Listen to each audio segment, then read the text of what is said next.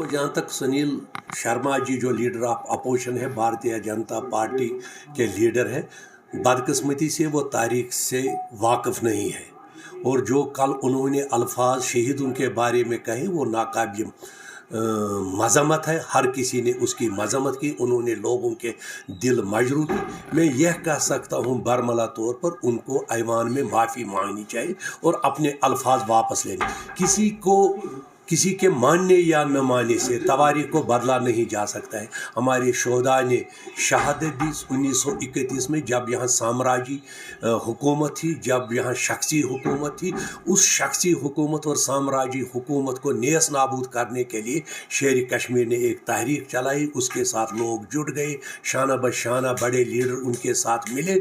जिस तरह हिंदुस्तान में उस वक्त क्विट इंडिया की मूवमेंट चल रही थी, जिसमें महात्मा गांधी थे, जवाहरलाल नेहरू थे, मौलाना अबू कलाम और बहुत से बड़े हस्तियाँ उसमें थे। इसी तरह अगर शेख साहब ने यहाँ यह तहरीक नहीं चलाई होती तो शख्सी राज इस वक्त भी यहाँ होता, जिस तरह महाराजा गुलाब सिंह, रणबीर सिंह, हरी सिंह, करण सिंह, उसका बेटा आज सुनील शर्मा और उसके साथी असम्बली में नहीं होते। मैं यही कहता हूँ, ये एक तवारीखी दिन है यूम शोहदा को। और इसी तरह शेर कश्मीर शेख मोहम्मद अब्दुल्ला, जिसकी देन से लैंड टू टिलर हुआ, जिसने इनकलाबी फासले लिए अपनी ज़िंदगी में, उनका जो बर्थडे है यह उसको मिटा नहीं सकते हैं। वो उन लोगों के दिलों में है।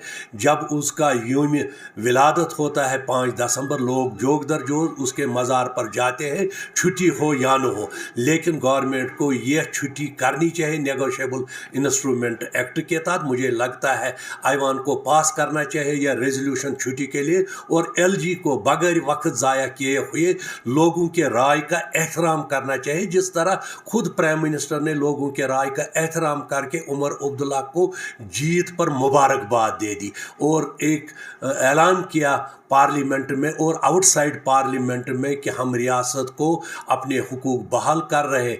यही वजह है कि उमर साहब ने पहले ही दिन असम्बली में रेजोल्यूशन पास करवाया with majority, thumping majority, assembly को वापस दिया। और उसके बाद ऑटोनॉमी के बारे में भी रेजोल्यूशन पास किया गया जो मरकज़ को सुपुर्द किया है।